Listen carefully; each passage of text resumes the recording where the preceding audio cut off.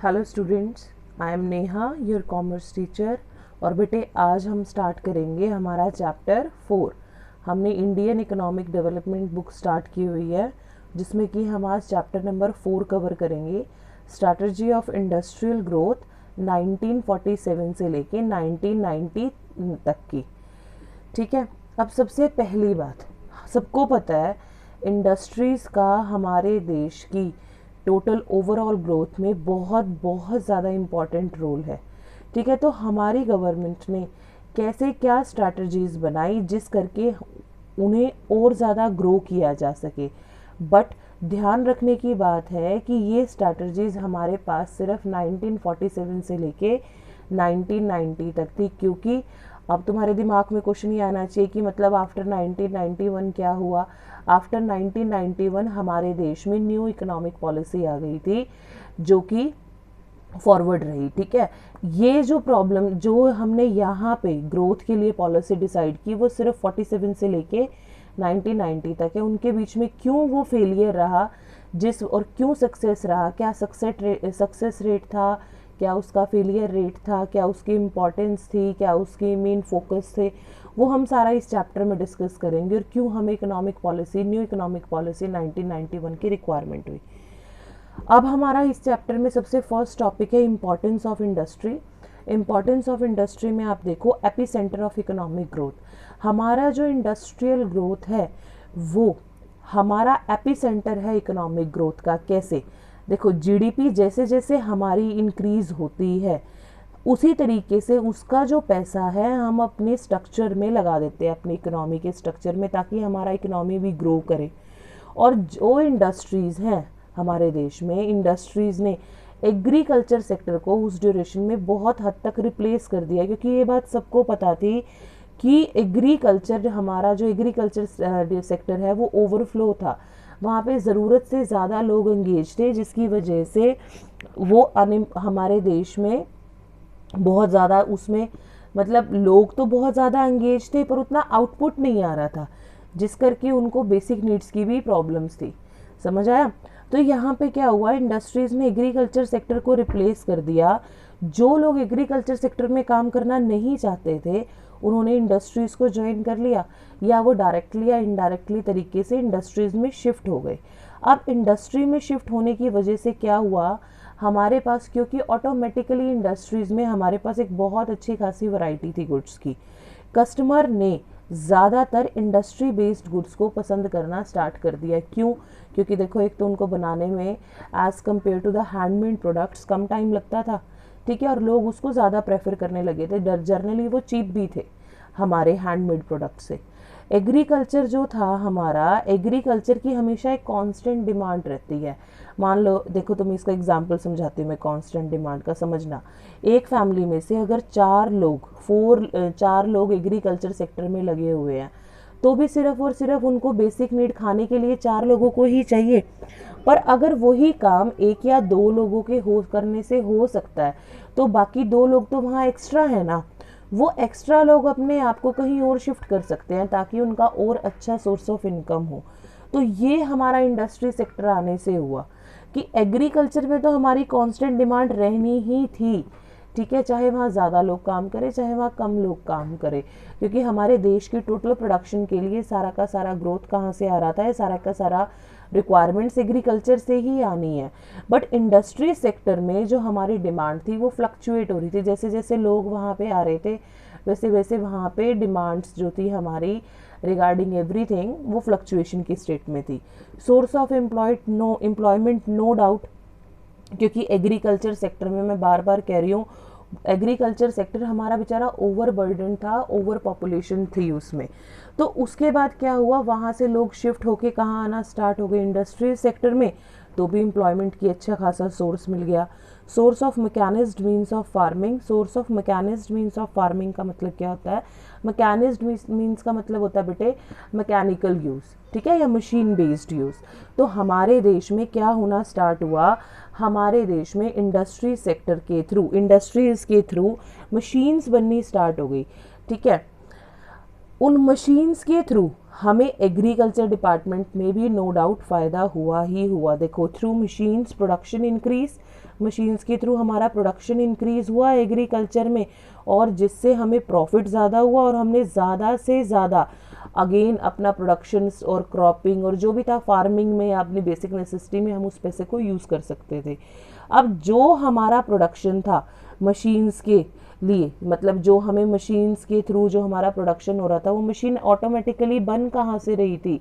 Industries से बन रही थी। तो जर्नली एक टाइम ऐसा आया कि हमें एग्रीकल्चर सेक्टर की भी हमें प्रोडक्शन इंक्रीज करने के लिए इंडस्ट्रीज पे डिपेंड होना पड़ा। Imparts dynamism to growth process. Impart dynamism to growth process का मतलब क्या है? देखो, अब देखो यहाँ पे जैसे हमारी इंडस्ट्रीज अगर कम है तो अगर हम बिना किसी मशीन्स के थ्रू हम अपनी अगर एग्रीकल्चर सेक्टर में यूज़ करते हैं तो हम क्या प्रोड्यूस कर रहे थे? हम ज़्यादा से ज़्यादा अपने सर्वाइवल के लिए जो थी सर्वाइवल को ही हम अचीव कर पा रहे थे, सर्वाइवल के टारगेट को। बट इंडस्ट्रीज़ के आने से हमारा प्रोडक्शन इंक्रीज़ हुआ, उस वजह से हमारा जो ये फूड सर्वाइवल था इसमें भी हमारे पास वैरायटीज़ आई। सोच के देखो कि एक आदमी, एक बंदा या 10 बंदे हैंडमेड सारा काम कर रहे हैं तो एक टाइम ऐसा आएगा वो थक जाएंगे। थकने के बाद यानी ऑटोमेटिकली वो जितना लैंड उस वहाँ पे प्रोडक्शन कर सकती है ना, वो लैंड उतना प्रोडक्शन नहीं करती है। इस वजह से ऑटोमेटिकली हमारी जब लेबर ज़्यादा लग रही होती है तो प्रोडक्शन का लेवल उस लेवल तक नहीं जा पाता जितना लेवल हमारा मशीन्स के थ्रू हो पाता है। और मशीन्स के लिए भी हमें ऑटोमेटिकली किस पे डिपेंडेंट होना पड़ा? हमें इंडस्ट्रीज़ पे डिपेंडेंट होना पड़ा। और दूसरी बात, प्रोडक्शन इंक्रीज़ हुई, हमारे पास वैरायटी भी आई। हम सिंपल सेम सिर्फ फूड क्रॉप्स नहीं ग्रो कर रहे थे, ठीक है, हमने कैश क्रॉप में भी स्विच किया, हमने अपने आप को रिप्लेस किया, हमने बहुत सारी वेराइटीज़ को पे स्विच किया।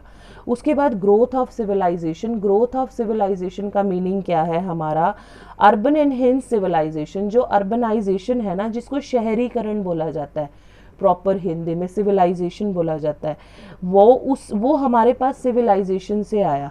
यानी हमारी जो रहने की क्वालिटी लाइफ होनी चाहिए, स्टैंडर्ड लाइफ का एक अच्छा होना चाहिए, एजुकेशन का लेवल अच्छा होना चाहिए, इनकम अच्छी होनी चाहिए, ठीक है, हम मॉडर्नाइज हों, हम हर फील्ड में एक्टिव हों, ठीक है, और उसके साथ साथ हमारा कल्चरल डाइवर्सिफिकेशन भी होना चाहिए, यानी हमें अपनी संस्कृति का ज्ञान भी होना चाहिए। तो जर्नली इंडस्ट्रीज़ के थ्रू हमने इन सारी चीज़ों पे फोकस किया। कैसे किया? सुनना ध्यान से। इंडस्ट्रीज़ पे हमने स्विच किया, प्रॉफिट इंक्रीज हुआ, प्रॉफिट के थ्रू हमारी इनकम अच्छी हुई। जब हमारे पास इनकम अच्छी है तो हमारी लाइफ, क्वालिटी लाइफ हुई, यानी लाइफ का स्टैंडर्ड अच्छा हुआ। हमने एजुकेशन अच्छी अचीव करी, एजुकेशन अच्छी अचीव करने से हमने अपने सारे बेसिक नीड्स, अपने टारगेट्स को अचीव कर लिया। और कल्चरल क्यों हुआ? देखो, we are Indians, we have some basic rules, हम उनको फॉलो करते हैं। यानी अगर हम प्रॉफिट कमाने की सोच रहे हैं ना, तो उसके साथ हमने सोशल वेलफेयर को इग्नोर नहीं किया, जो कि हम आगे पढ़ेंगे। तो उस बेस पे हमने अपनी क्वालिटी यानी अपनी लाइफ को भी सिविलाइजेशन बनाया along with our cultural aspect. बाकी जो कैसे था हमारा कि हमने सोशल वेलफेयर भी किया, वो हम इस चैप्टर में आगे डिस्कस करेंगे। अब हमारा नेक्स्ट पॉइंट क्या है? Infrastructure growth. इंफ्रास्ट्रक्चरल ग्रोथ का मतलब क्या होता है कि हमारी इंडस्ट्रीज़ के थ्रू, ठीक है, थ्रू इंडस्ट्रीज़ हमारे जो इंफ्रास्ट्रक्चर था, ठीक है, उसमें भी ग्रोथ हुई। इंफ्रास्ट्रक्चर में कैसे ग्रोथ हुई? देखो, इंडस्ट्रीज़ के थ्रू हमारा कम्युनिकेशन सेक्टर इंक्रीज़ हुआ, banking, insurance services, power of energy, ये सारे सेक्टर्स में हमने ग्रो किया, ठीक है। और देखो, मैंने एक छोटा सा डायग्राम बनाया हुआ है। इंडस्ट्री और इंफ्रास्ट्रक्चर आपस में इंटरलिंक्ड है। कैसे? देखो, इंडस्ट्री में हमने प्रोडक्शन किया इन सारी चीज़ों का, उनसे हमारा इंफ्रास्ट्रक्चर ग्रो हुआ। इंफ्रास्ट्रक्चर वापस से किस चीज़ पे डिपेंडेंट है? इंडस्ट्री पे। क्यों? अगर इंडस्ट्री ही इन चीज़ों के मोड्स को, ध्यान से सुनना मैंने क्या वर्ड यूज़ किया है, इंडस्ट्री अगर इन्हीं सारी चीज़ों के मोड्स को यूज़ नहीं करेगा तो इंफ्रास्ट्रक्चर ग्रो भी नहीं करेगा। तो बोथ आर इंटरलिंक्ड, ठीक है। Industry is nothing without infrastructure and infrastructure is nothing without industry. समझ आया? नेक्स्ट है हमारा इंडस्ट्रियलाइजेशन सिंस क्वे नॉन ऑफ ग्रोथ। इसका मतलब क्या है? आप जर्नली ये समझ सकते हो कि हमारा ओवरऑल ग्रोथ प्रोसेस जो होता है ओवरऑल। ये सिन क्यूआ नोन का मतलब क्या होता है, ओवरऑल ग्रोथ। आप इसको लिख भी सकते हो अगर आप साथ की साथ नोट्स बना रहे हो इसके। ओवरऑल ग्रोथ मतलब कि सिर्फ इंडस्ट्रीज के थ्रू ही हमने ओवरऑल ग्रोथ के टारगेट को अचीव किया। ठीक है, ओवरऑल ग्रोथ कैसे हुई कि हमारा जो ग्रोथ का प्रोसेस था वो कंटिन्यू रहा। देखो बेटे, प्रोसेस कंटिन्यू कैसे हो सकता है, ऐसा नहीं है कि आज पैसा आया हमने वो सारा पैसा खर्च कर दिया और हमने कल की प्लानिंग नहीं की। हमारे पास आज पैसा आया, हमने बेसिक नीड्स फुलफिल कर ली, क्वालिटी लाइफ अच्छी, हमारी क्वालिटी लाइफ रही, हमारा एजुकेशन लेवल अच्छा रहा, हमारा कल्चरल लेवल अच्छा रहा। उसके बाद नेक्स्ट टाइम इनकम जब आएगी तब उस टाइम का अच्छा होगा। यानी इनकम जैसे जैसे रिसीव होगी तब वैसे वैसे हमारे पास जो हमारे टारगेट्स हैं वो अच्छे होते चलते हैं। तो यानी ग्रोथ का एक प्रोसेस है जो कॉन्टिन्यूटी में रहता है, और उस कॉन्टिन्यूटी को हमने किसके थ्रू अचीव किया, हमने इंडस्ट्रियलाइजेशन के थ्रू अचीव किया। नेक्स्ट है हमारा सेकेंड टॉपिक। यहाँ तक हमारा फर्स्ट टॉपिक था। सेकेंड टॉपिक क्या है, factors necessitating direct participation of state public sector into industrial growth. कि ऐसे कौन से फैक्टर्स थे हमारे जिन्होंने रिक्वायरमेंट कर दिया था स्टेट का इंडस्ट्रियल ग्रोथ में पार्टिसिपेशन। हमारे चैप्टर का नाम ही ये है कि हमारे देश में इंडस्ट्री ग्रोथ कैसे हुई।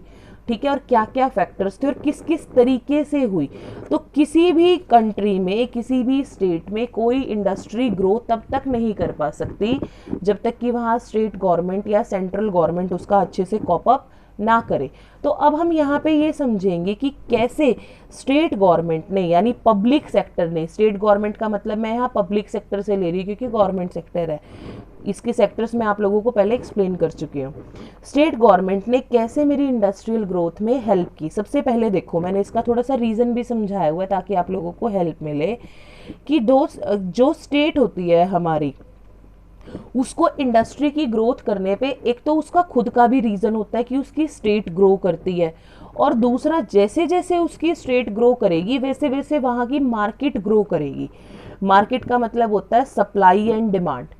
ठीक है, तो स्टेट ग्रो करेगी। स्टेट कैसे ग्रो करेगी, प्रॉफिट आएगा, इनकम बढ़ेगी, लोग क्वालिटी लाइफ की तरफ ज़्यादा अट्रैक्ट होंगे, अपनी बेसिक नीड्स अच्छे से सर्वाइव कर पाएंगे, जीडीपी अच्छा होगा, नेशनल इनकम अच्छा होगा हमारा। ये तो सारी हमारी बातें हैं। तो यानी स्टेट का अल्टीमेट फ़ायदा होता है किसी भी इंडस्ट्री को ग्रो करने में। पर दूसरा जो उसका पर्सनल फ़ायदा था स्टेट का, किसी भी पब्लिक सेक्टर का, वो क्या फ़ायदा था कि वहाँ की मार्केट इकोनॉमी बड़ी अच्छी होने वाली थी। क्यों? क्योंकि लोगों में जब पैसा है, इनकम है, नो डाउट, तो सप्लाई और डिमांड भी अच्छा होने वाला है। लोग डिमांड भी ज़्यादा करेंगे और लोगों के पास सप्लाई भी ज़्यादा पहुंचेगी। डिमांड कब करेंगे, जब लेवल ऑफ इनकम अच्छा होगा, और सप्लाई भी तभी होगी जब डिमांड अच्छी होगी। तो ऑटोमेटिकली ऑल द थिंग्स या ओवरऑल डेवलपमेंट इस सेक्टर की कहाँ पे डिपेंड करी, हमारी इंडस्ट्रियल ग्रोथ में। तो स्टेट को ऑटोमेटिकली पार्टिसिपेशन करना पड़ेगा। इन शॉर्ट समझाती हूँ मैंने यहाँ पे, क्या है हमारा टॉपिक, क्या है, किसी भी चीज़ को करने से पहले उसका मीनिंग ज़रूर समझ आना चाहिए, तभी कंसेप्ट क्लियर होता है। यहाँ पे बेटे इसका मतलब क्या है कि कौन से ऐसे फैक्टर्स थे जिन फैक्टर्स ने स्टेट गवर्नमेंट को, यानी पब्लिक सेक्टर को बाउंड कर दिया कि वो इंडस्ट्रियल ग्रोथ में हेल्प करे, जिसके थ्रू हमारी इंडस्ट्रियल ग्रोथ हो। मैंने रीज़न क्या लिखा है कि एक तो किसी भी स्टेट में इंडस्ट्री को ग्रो करने से उस स्टेट का अपना फ़ायदा होता है। क्यों फ़ायदा होता है? वो स्टेट भी धीरे धीरे ग्रो करती है। उस स्टेट का नाम भी होता है कि वहाँ पे इतने अच्छे तरीके से इकोनॉमी हो रही है, वहाँ पे इतने अच्छे तरीके से इनकम का फ्लो है, लोग इतने अच्छे एजुकेटेड हैं, इतने ज़्यादा मॉडर्नाइज हैं, ऐसे ऐसे एंगेजेस हैं इन सेक्टर में, तो ऑटोमेटिकली स्टेट का फ़ायदा हुआ। दूसरा, लोगों के पास इनकम सोर्स बढ़ा। इनकम सोर्स बढ़ने से उन्होंने डिमांड अच्छी करी है। अपनी डिमांड का मतलब उन्होंने अपनी बेसिक नीड्स को फुलफिल करने के लिए और ज़्यादा प्रोडक्ट्स को एनहेंस किया। जब उन्होंने प्रोडक्ट्स को बढ़ावा दे दिया तो ऑटोमेटिकली वहाँ पे सप्लाई भी अच्छी होगी, तो मार्केट भी हुई ना हमारी अच्छी। अब पहला देखो, lack of capital. Lack of capital का मतलब यहाँ पे हम बहुत ध्यान से समझेंगे इन पॉइंट्स को, बहुत इंपॉर्टेंट पॉइंट्स हैं ये हमारे। इसका मतलब क्या है कि हमें अगर कभी भी इंडस्ट्री सेटअप करनी है तो उसके लिए हमें एक बहुत अच्छा खासा फंड चाहिए होता है। We need a huge fund for it. We need a huge fund for it. तो ब्रिटिश गवर्नमेंट के टाइम से ही कुछ फर्म्स ऐसी थी, कुछ इंडस्ट्रीज हमारे पास ऐसी थी जैसे टाटा और बिरला, जो वेल एस्टेब्लिश इंडस्ट्रीज में से थी, ठीक है, जहाँ पे कैपिटल रिक्वायरमेंट भी अच्छा था और जो ऑलरेडी बहुत वेल एस्टेब्लिश थी। तो हमने क्या किया, सबसे पहले स्टेट के पास एक क्या चुनौती थी, स्टेट के पास क्या चीज़ थी कि उसने इनका कैपिटल स्ट्रक्चर बहुत अच्छा किया। तो स्टेट गवर्नमेंट ने यानी पब्लिक सेक्टर ने इंडस्ट्रीज को ये इंश्योर किया कि भाई तुम इंडस्ट्रीज लगाने की सोचो, ठीक है, तुम्हारा जो कैपिटल का मैटर है वो भी हम मिल बांट के हैंडल करेंगे, मिल बांट के, ध्यान से समझना इस वर्ड को, क्या कहा है मैंने, मिल बांट के। सारा का सारा स्टेट गवर्नमेंट ने ये कभी भी नहीं कहा कि वो अकेली हैंडल करेगी, उसने कहा भाई ठीक है तुम ट्राई करो, हम मिल बांट के हैंडल करेंगे। मैं ऐसी, अब मिल बांटने का स्टेट का पार्टिसिपेशन क्या रहता है कि मैं ऐसी पॉलिसीज जनरेट करने की कोशिश करूंगा, या स्टेट बोली कि ऐसी पॉलिसीज में सोचूंगी कि जिससे कैपिटल की तुम थोड़े बजट की कैपिटल में भी ग्रो कर पाओ, और वो किया भी स्टेट ने, जिसको हम अभी आगे आने वाले अब कुछ इसमें टॉपिक्स में डिस्कस करेंगे। पहला पॉइंट ये समझ आया कि लैक ऑफ कैपिटल, की अगर इंडस्ट्रीज के पास कैपिटल कम भी थी, ठीक है, तो स्टेट गवर्नमेंट ने उनकी हेल्प भी की। कैसे हेल्प की वो भी देखते हैं हम आगे। और स्टेट गवर्नमेंट ने उन्हें इंश्योर भी किया था कि हाँ डेफिनेटली भाई तुम काम स्टार्ट करो, मैं तुम्हारी हेल्प करूंगी ही करूंगी। क्यों? क्योंकि ये वाला जो प्रॉब्लम थी ना, ये हमारी ब्रिटिश रूलिंग के टाइम से थी, जब उन्होंने रूल किया था। दूसरा क्या है हमारा, low investment of invest. Low investment of invest का मतलब क्या होता है, देखो समझना, अगर मेरे पास इनकम अच्छी नहीं है, अगर मेरे पास इनकम कम है तो मेरी डिमांड कम है, डिमांड कम है तो मैं इन्वेस्ट का कम जगह करूंगी, इन्वेस्ट कम जगह करूंगी तो मेरी इन्वेस्टमेंट भी कम होगी। जब मेरे पास इन्वेस्टमेंट कम होगी तो उन इन्वेस्टमेंट से आने वाला रिटर्न कम होगा। अब उस रिटर्न कम होने की वजह से वापस से मेरी इनकम कम हो जाएगी। समझ आया? तो स्टेट गवर्नमेंट का ये भी फायदा था, अगर इंडस्ट्रीज नहीं होंगी तो उसका इनकम लेवल कम रहेगा, इनकम लेवल कम रहेगा, डिमांड कम रहेगी, लोग इन्वेस्ट की तरफ कम जो मोल्ड होंगे, इन्वेस्टमेंट लेवल भी ऑटोमेटिकली डिक्लाइन स्टेट पे होगा और आउटपुट भी उसका इन्वेस्टमेंट का कम होगा। And then in the reversal aspect the income level is going to be low. समझ आया? That are the basic reasons की why state government push up industrial growth and why state government want कि हमारे country में या हमारे particular state में हमारे पास इंडस्ट्रियल सेक्टर भी ग्रो होना ही होना चाहिए।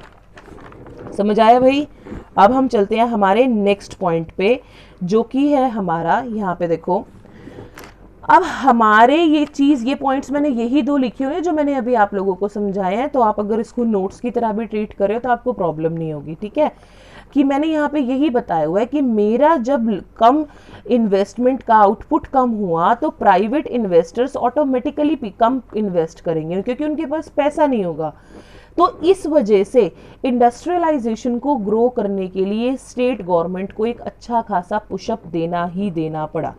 अब ग्रोथ विद सोशल जस्टिस, अभी मैंने बताया था ना अभी एक पॉइंट में कि हमने इंडस्ट्रीज को सेटअप किया तो उसमें हम सारा का सारा प्रॉफिट नहीं सोचा, हमने अपने सोशल वेलफेयर को भी स्पेस दिया है। कैसे दिया है समझना। अब गवर्नमेंट ने क्या देखा कि जब स्टेट गवर्नमेंट इंडस्ट्रियलाइजेशन की ग्रोथ में पार्टिसिपेट करेगी तो स्टेट ग्रो होगा। स्टेट ग्रो कैसे होगा? अभी मैंने बताया, इनकम लेवल अच्छा होगा, क्वालिटी लाइफ अच्छी होगी, इस वजह से हमारी इन्वेस्टमेंट भी बढ़ेगी, इन्वेस्टमेंट इंक्रीज, और हमारे देश में सबसे ज़्यादा इम्पॉर्टेंट बेटा एम्प्लॉयमेंट बढ़ेगी। सबसे ज़्यादा इम्पॉर्टेंट एम्प्लॉयमेंट बढ़ेगी। जब हम किसी भी कंट्री में किसी भी पर्टिकुलर स्टेट में इन्वेस्टमेंट भी ग्रो हो रही है और एम्प्लॉयमेंट भी ग्रो हो रही है तो क्या होता है वहाँ पे ऑटोमेटिकली वो वाली स्टेट या वो वाला कंट्री है ना हमारा वेल्थी कंट्रीज में काउंट होने लग जाता है। ठीक है, पब्लिक जो है, पब्लिक इन्वेस्ट कहाँ करती है? प्राइवेट में करती है कंपैरेटिवली ज़्यादा। क्यों करती है? क्योंकि प्राइवेट में रेट ऑफ इंटरेस्ट हाई होता है ना। इतना तो तुम भी जानते हो ना कि instead of public investment we are going to achieve a very nice rate in private investment. तो हमने इस वीडियो में 2 टॉपिक कवर किए हैं रीजंस के साथ। नेक्स्ट वीडियो में ये चैप्टर हम सम अप करते हैं।